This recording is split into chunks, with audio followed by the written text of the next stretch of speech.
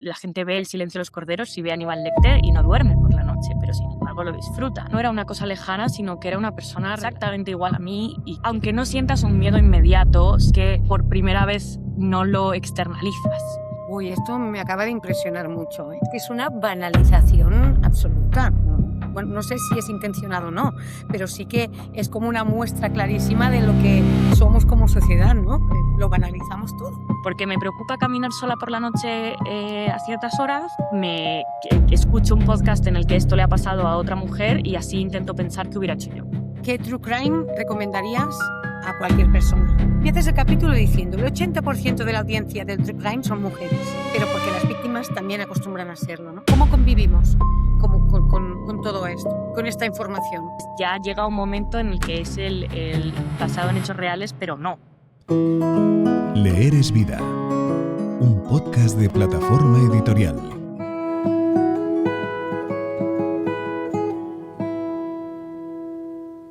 Bueno, bienvenidos y bienvenidas a Leer es vida.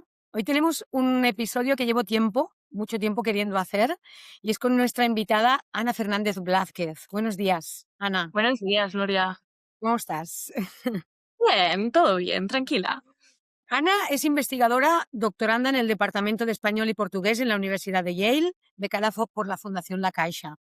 Y acaba de publicar con Editorial Alfabeto un libro que se llama Anatomía del True Crime. Es un ensayo sobre por qué consumimos crímenes, quién gana con ello, qué nos dice de nosotros como audiencia y si es posible hacerlo de otra manera. No se trata de un libro de casos, ahí no encontrarás ni casos ni soluciones a los casos, no hay recreaciones del crimen ni perfiles de asesinos. Es otra cosa lo que ha hecho Ana. Es un ensayo que mira al género desde dentro, con mucha honestidad y sin moralizar. Pregunta cosas incómodas y sobre todo te deja con más preguntas de las que tenías. Eso a veces también pasa. A mí me pasó personalmente. De nuevo, Ana, bienvenida y cuando quieras comenzamos. Muchas El gracias, Gloria. libro empieza con una escena muy concreta. Estás en Yale, caminando con los cascos puestos, escuchando el caso de una chica asesinada.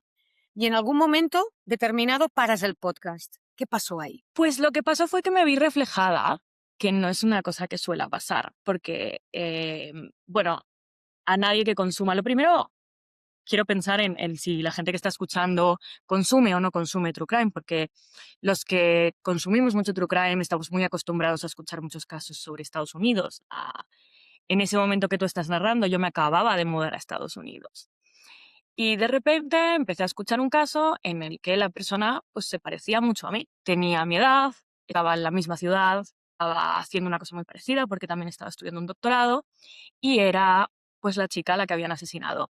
Y la razón y por la que yo quise empezar el ensayo con esto es porque sí que fue un caso que me marcó mucho em, darme cuenta de que ya no era una cosa lejana, sino que era una persona exactamente igual a mí y que, aunque no sientas un miedo inmediato, es que por primera vez no lo externalizas. No sientes que esto es la pantalla y estoy viendo a Sherlock Holmes. Esto es una persona real que caminaba por la misma ciudad por la que yo, que probablemente vivía en unos pisos muy parecidos a los que vivía yo, porque yo en ese momento vivía en las residencias que nos daba la universidad.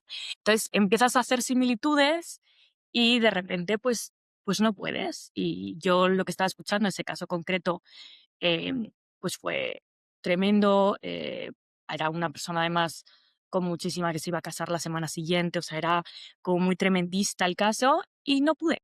Y por eso lo paré, porque necesité meditar un poquito qué estaba escuchando antes de seguir con. ¿Y eso fue antes o después de decidir que ibas a escribir un libro sobre True Crime? Antes, yo diría, creo que eso fue al final del primer semestre que yo estaba allí y a mí se me presentó la oportunidad de escribir el libro en junio de aquel año.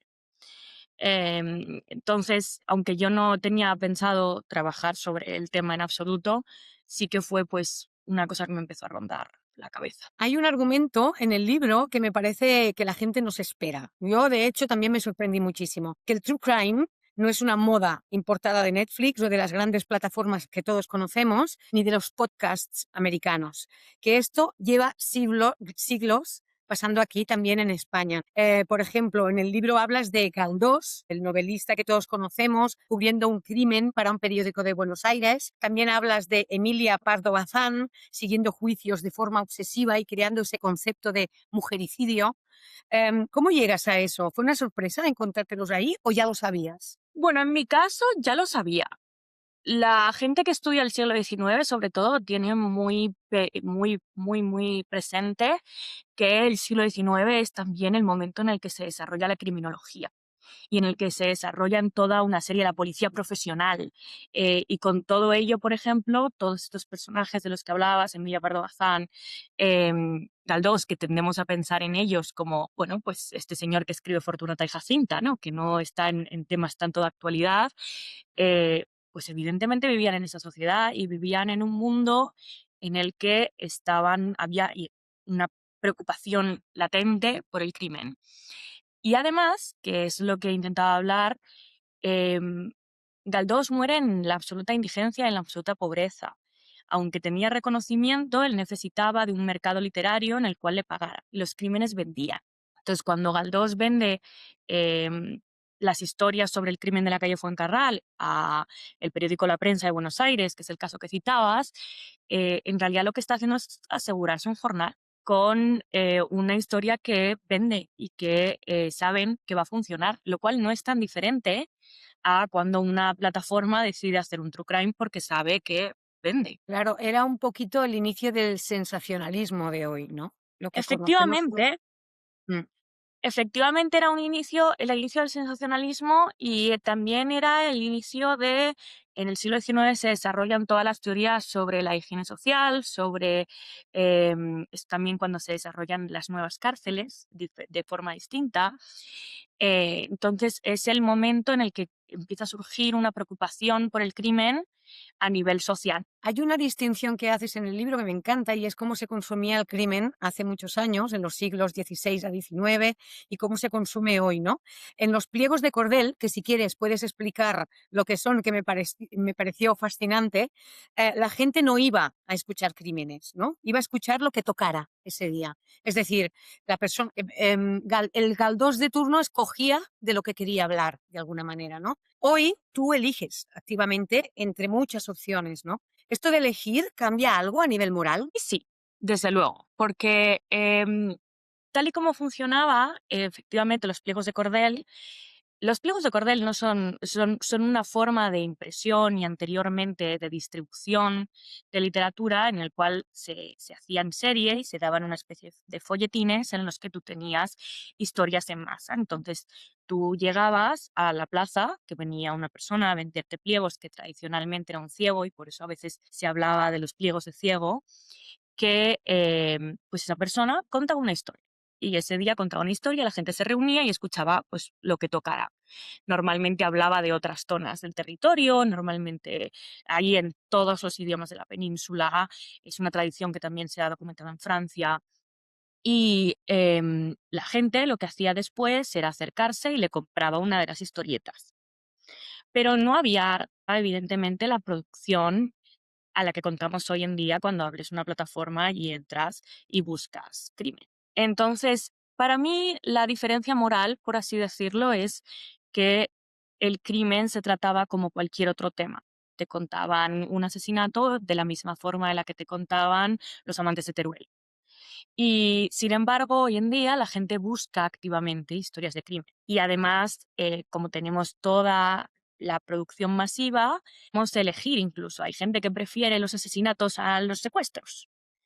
Claro, ya estamos en un nivel como de distanciamiento del dolor que existe dentro de la historia mucho mayor, producido por la existencia de un mercado muchísimo más desarrollado que los pliegos de cordel, por supuesto, que no teníamos anteriormente. Y ya avanzando hasta los días de hoy, Ana, hay un momento en el libro que dices que ver true crime en Estados Unidos es diferente, porque entre el testimonio de una madre hablando de su hija desaparecida y el anuncio de chocolate suizo que viene segundos después, no hay nada de pausa, no hay ni un segundo de pausa. Pues, es decir, pueden estar viendo a alguien morir, después ver un anuncio de chocolate y ahí no pasa nada. Bueno, esto me pasó. Como- Esto es una cosa que recuerdo perfectamente cuando escribí en el libro, porque acababa de decidir que iba a escribirlo, estaba un poco en ello empezando y yo tenía un documento que eran notas sueltas. Y en el documento de notas sueltas, mientras yo revisaba documentales, estaba tranquilamente viéndolo, estaba viendo, era el documental sobre el caso Baninkoff Caravantes. Y hay un momento en el que enseñan un plano que es un charco de sangre. Y justo después del charco de sangre, pero con milimétricos segundos, aparecía el chocolate suizo, cómo lo ponían, con la pala que lo metían, moviéndolo. Y recuerdo pensar que no sabía si era intencionado o mala suerte, porque además los algoritmos son muy opacos y eso creo que todos lo tenemos muy claro, ¿no? O sea, es muy difícil de saber con qué nivel de precisión están colocando los anuncios.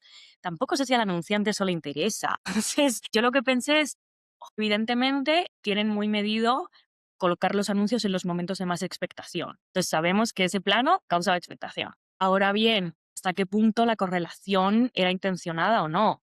Y me recuerdo porque lo escribí, o sea, lo escribí pensando, yo no sé si la gente del chocolate suizo está de acuerdo. Ya, es que es una banalización absoluta, ¿no? Bueno, no sé si es intencionado o no, pero sí que es como una muestra clarísima de lo que somos como sociedad, ¿no? Lo banalizamos todo. Claro, esa es realmente mi duda. Mi duda es hasta si es una banalización intencionada o si simplemente tienen estudios de hasta que de los momentos de máxima atención y entonces ahí meto el anuncio y ese es un momento de atención, lo cual ya dice muchísimo de nosotros que un momento de mucha atención sea el charco de sangre. Todo lo que genere dinero ya le quita la importancia al resto. Esa es mi opinión también, Ana. Vamos a hablar un momento de Jeffrey Dahmer, que todo el mundo conoce, que asesinó a 17 personas entre 1978 y 1991. En Netflix, en 2022, se estrenó una serie sobre él que acumuló cientos de millones de horas de visualización.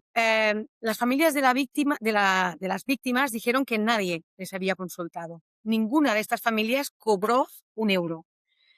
¿Cómo se regula esto, Ana? ¿Se puede regular? Esa es la pregunta. Es muy complejo. Una de las cosas que intenté hablar en el libro es que la situación en Estados Unidos y en España es ligeramente distinta en torno a la regulación. Em, claro, aquí tenemos varios derechos, un poco así decirlo. Está la libertad de expresión y eso es incontestable, la libertad artística, pero también hay un derecho al honor y hay un derecho de las víctimas. Y en España existe el concepto de víctima secundaria, cosa que en Estados Unidos de momento no está regulado, por lo menos no a todos los estados. Entonces, sí que existe un derecho al honor por parte de la familia, que también se consideran víctimas secundarias, a no aparecer representados sin su consentimiento, aunque, y creo que hablaremos de esto después, ha habido casos en los que se ha hecho a posteriori y ha tenido que haber una intervención. Pero en Estados Unidos, a día de hoy, no existe, y siempre y cuando sean casos notorios, por así decirlo, no existe un derecho de las víctimas secundarias de las familias de oponerse. Lo único que pudieron hacer, y que fue lo que pasó en el caso de la familia de las víctimas de Jeffrey Dahmer, es aparecer en medios y estar en contra. También hay que tener en cuenta que el caso de Jeffrey Dahmer es muy concreto porque sus víctimas eran generalmente hombres homosexuales negros de poblaciones en Estados Unidos con muchos menos recursos de los que podríamos pensar. Entonces, también la capacidad de llevar a juicio a la plataforma que hizo esta producción es muy limitada, que también también da mucho que pensar y concretamente además es que el caso de Jeffrey Dahmer, que a mí me impresionó mucho y también por eso quise incluirlo, recuerdo ese año gente vistiéndose en Halloween como Jeffrey Dahmer.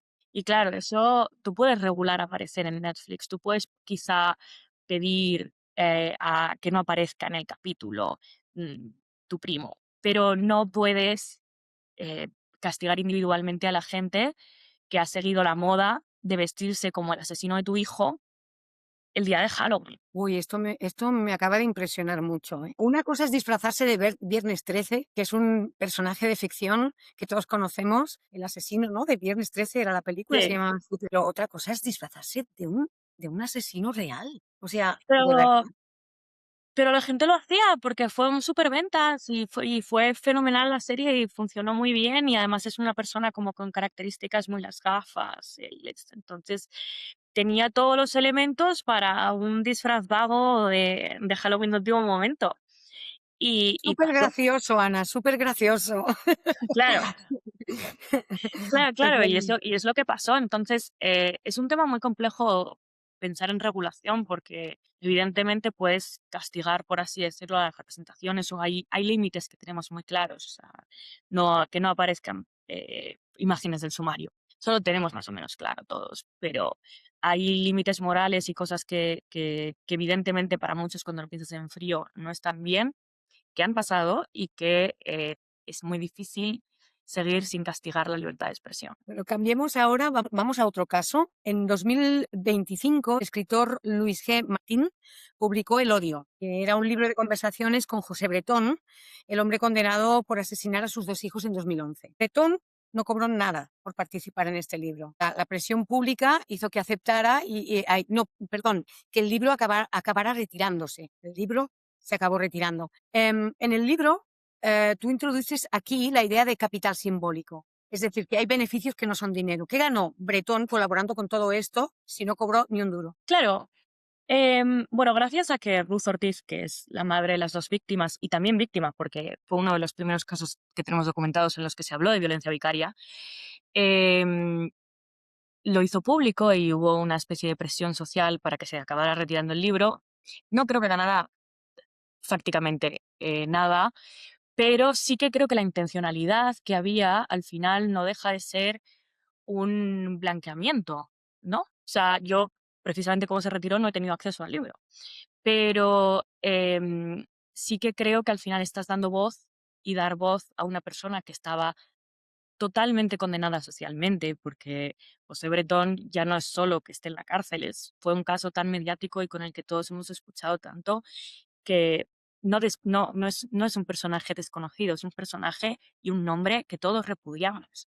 Entonces, aparecer en una editorial de prestigio, en un contexto en el que eso, desgranando el odio, como validando un poco también sus sentimientos, sus intenciones o lo que se le está pasando por la cabeza.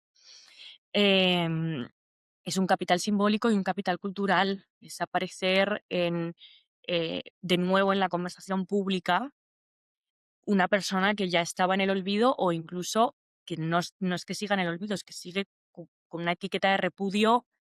Entonces, a mí este caso me llamaba la atención precisamente eso, la falta de retribución económica, porque creo que hay muchas más cosas en juego. Hay tener voz, volver a poner en los titulares a Ruth Ortiz, que llevaba años sin tener que salir al ámbito público, también es una forma de violencia. Hmm. También es una forma de violencia volver a tirarle los periódicos encima.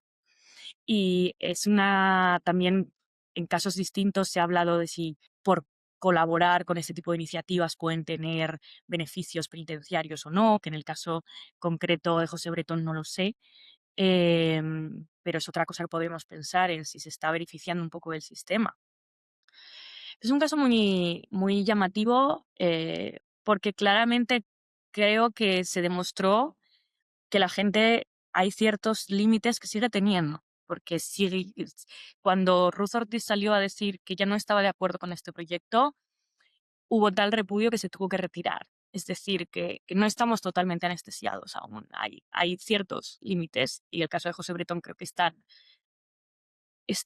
repugnante que sigue causando ese repudio que seguimos teniendo una clara. Una pequeña buena noticia. Y hay un capítulo del libro, Ana, que podríamos decir que es casi un thriller en sí mismo. Es el capítulo en el que hablas de Bambú Producciones, la productora española que hay detrás de algunas de las series de True Crime más conocidas en los últimos años. En 2018, Bambú Producciones hacen un documental sobre el caso Asunta, esa gallega, ¿verdad? La niña adoptada de origen chino que fue asesinada por sus padres en Santiago en 2013. Es un documental que hicieron primero en 2018, riguroso, casi un tanto frío. En 2024 hacen una serie de Netflix con Candela Peña como protagonista, que hace exactamente lo mismo que el documental de 2018 criticaba. Y la serie tiene 31 millones de visualizaciones. ¿Es eso una traición o simplemente es el mercado? Cariño, como decían. Claro, ese es el caso de Bambú Producciones. A mí me llama la atención porque casi pareciera que son productoras distintas, ¿no? Tiene enfoques tan distintos, algunos, y además se ha especializado mucho en el tema de crímenes. Entonces, llama la atención porque tienen todo el espectro. Aunque es verdad que con el tiempo hemos visto que cada vez se acercan más a lo que son, pues el caso de la serie protagonizada por Candela Peña, que son más recreaciones y dramatizaciones del sumario que documentales, por así decirlo. Entonces, el de 2018 fue un documental que se hizo durante la investigación, casi más hacia el juicio, que era pulcro, no, lo siguiente. O sea, era absolutamente milimétrico, hablaba mucho y contaba mucho con la participación de la Policía Nacional, trataban mucho detalles que habían llevado a... Y también criticaban mucho las especulaciones, porque fue un caso muy conocido en su momento. Vamos, yo lo recuerdo, era muy pequeña, yo tengo la misma edad que tendría Asunta, y recuerdo perfectamente em, todo el revuelo que se montó mediático en ese momento. Precisamente el documental criticaba mucho eso, ¿no? Era una idea de centrarnos en los datos, no salirnos de lo objetivo, y sin embargo, la recreación que hicieron en los últimos años es lo contrario, o sea, es una dramatización, pone y enfatiza conversaciones que no sabemos si pasaron o no pasaron. Entonces ya llega un momento en el que es el basado en hechos reales, pero no. O sea, y es verdad que en el caso de Bambú Producciones sí que se ve una cierta tendencia hacia hacer recreaciones que ya no son documentales, por así decirlo. Y yo no sé si lo diría de traición. Desde luego, lo que sí que está documentadísimo es que vende mucho más la recreación que el documental. Si una cosa lleva a la otra, no puedo juzgarlo. Pero entonces me estás diciendo que sí hay algún modo de hacer true crime éticamente correcto, ¿no? Y no te dejas llevar por este crecimiento orgánico que te lleva a las recreaciones, a las series, etcétera, por el simple beneficio económico, ¿no? Pero sí que Yo diría existe que sí. posibilidad. Mm. Yo diría que sí. Yo diría que lo primero que a mí me gustaría pensar es la motivación detrás del true crime. ¿Por qué interesa este caso?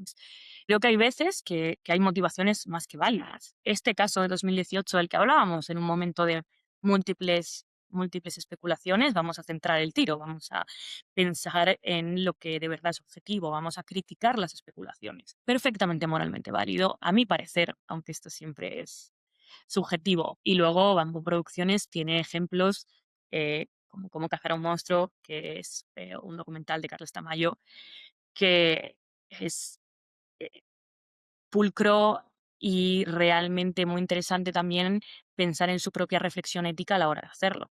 Precisamente te quería hablar de este documental de Tamayo. ¿Qué tiene este documental que no tengan otros? Porque sí que te gustó este. Esto es increíble. O sea, bueno, y no creo que lo opine solo yo, también tiene un Ondas. O sea, bueno, Tamayo es muy peculiar.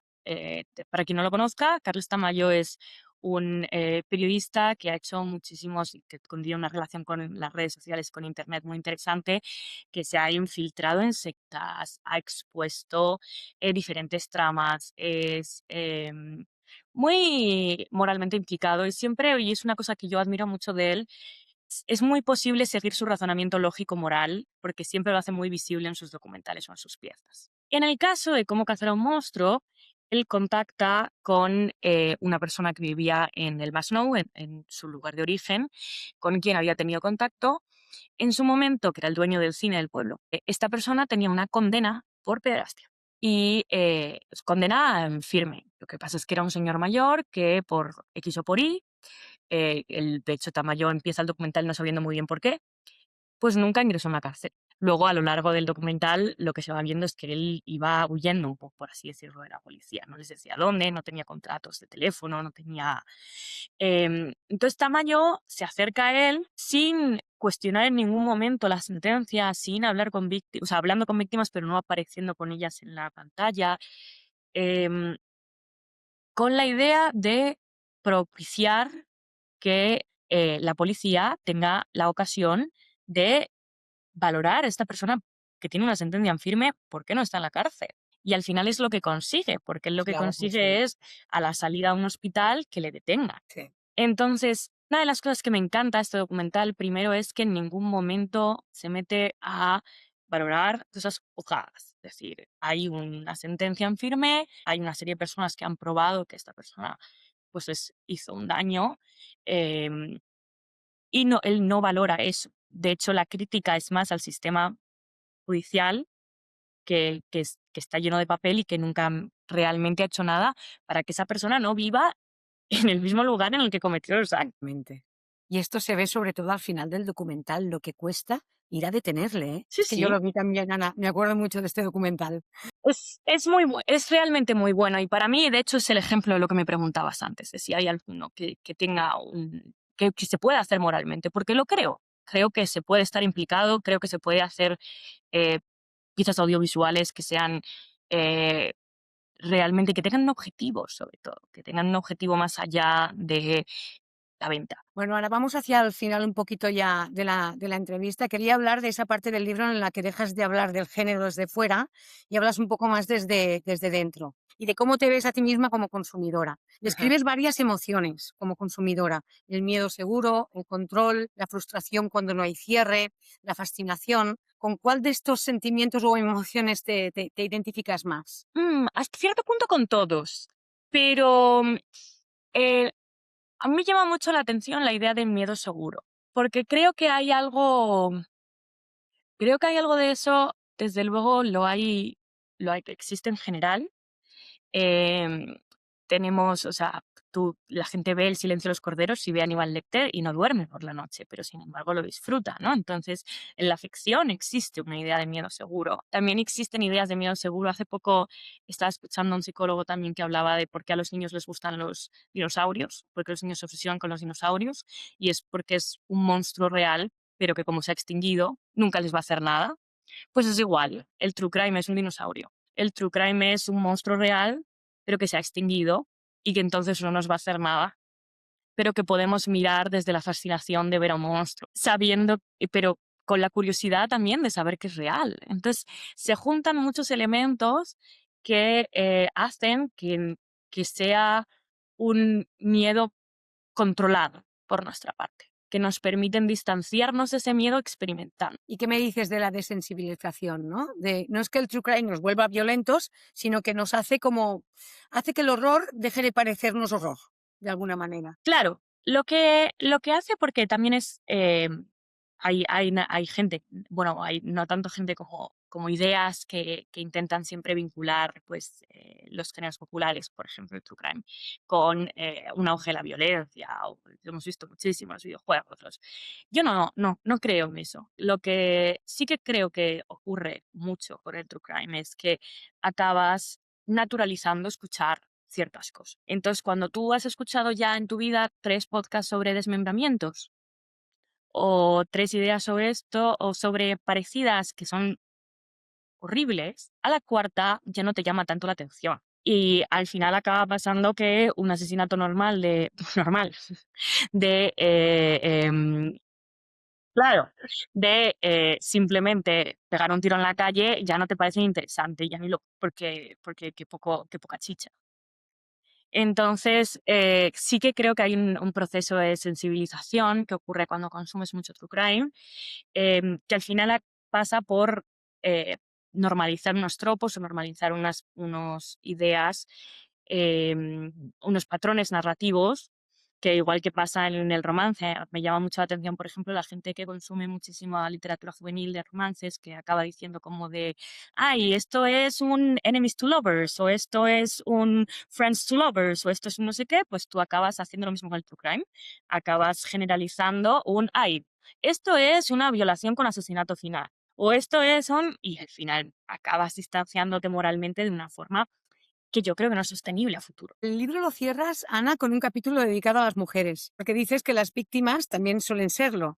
De hecho, empiezas el capítulo diciendo el 80% de la audiencia del True Crime son mujeres, pero porque las víctimas también acostumbran a serlo, ¿no? ¿Cómo convivimos con todo esto, con esta información? Pues precisamente eso es lo que quiero plantear y lo que planteo en el capítulo, la idea de por qué es un género tan popular entre las mujeres, por qué nos llama tanto la atención, y precisamente sabiendo que la mayor parte de las víctimas, sobre todo en las narrativas más populares, suelen ser los asesinatos en serie, que los asesinatos en serie son un modelo de asesinato dentro de eso que más preferentemente tiene a las mujeres como víctimas. Entonces, creo que al final es una complicación ética. Creo que hay muchos factores distintos, ninguno de ellos comprobados, pero todos sugeridos y que viven un poco en nuestros imaginarios. Uno de ellos, y a mí me llama la atención mucho, es cuando escuchas a mujeres jóvenes, que esto lo escuché en un podcast también, que lo hablaban haciendo, yo quiero saber qué me puede pasar, ¿no? Que también está muy vinculado con la idea del miedo seguro que hablábamos antes. Es una especie de estar familiarizado o con posibilidades que tenemos en la cabeza y estar familiarizado con ellas porque me puede dar a futuro una herramienta o porque me preocupa en el fondo. Porque me preocupa caminar sola por la noche a ciertas horas, escucho un podcast en el que esto le ha pasado a otra mujer y así intento pensar qué hubiera hecho yo. Ana, el libro termina sin veredicto. Lo dices tú. Dejo el caso abierto no por irresolución, sino por honestidad. Pero después de escribirlo, ¿puedes decir que ha cambiado algo en cómo consumes True Crime? Bueno, personalmente acabé muy quemada, porque, claro, durante todo el proceso de investigación que llevé a cabo para este libro, eh, volví loco a mi algoritmo.